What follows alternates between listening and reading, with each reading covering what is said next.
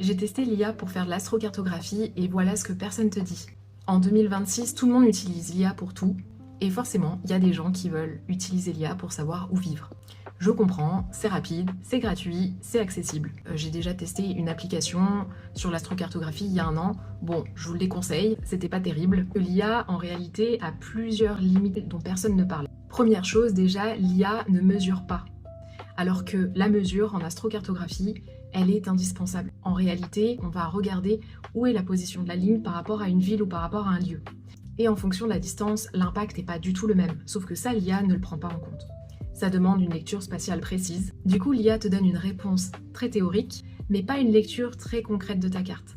Deuxièmement, quand tu ne connais pas trop l'astrocartographie, tu ne sais pas du tout comment hiérarchiser les informations et quelle est la méthode à utiliser. Tu peux pas forcément savoir quelles sont les bonnes informations à lui donner. Et en plus, finalement, quand tu lui poses des questions, quand tu lui demandes de faire la lecture de ta carte, tu sais même pas si les informations elles sont pertinentes et si vraiment il faut que tu les prennes en compte. Puis bon, on va pas se le cacher, il y a des fois l'IA te balance des trucs, si t'as pas trop de connaissances en astro, ça va être un petit peu compliqué de tout comprendre.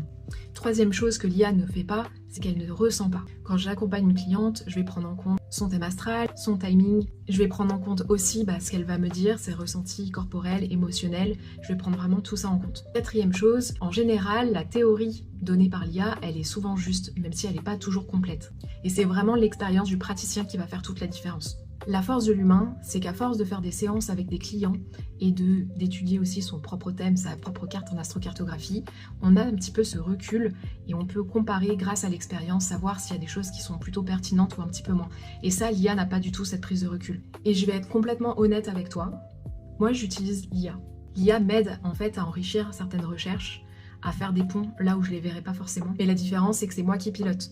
Et c'est moi qui sélectionne et qui choisis. Et si tu as déjà essayé d'utiliser l'IA pour savoir où vivre, mais que tu t'es déjà senti perdu, frustré, ou que tu n'as pas du tout su quoi faire avec la réponse, c'est normal, c'est pas vraiment un outil qui est conçu pour ça aujourd'hui.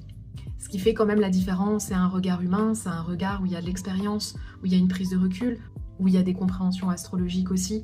Donc si jamais tu as envie d'explorer ça sérieusement, j'ai un appel découverte gratuit de 30 minutes, on en discute. Le lien est dans ma bio.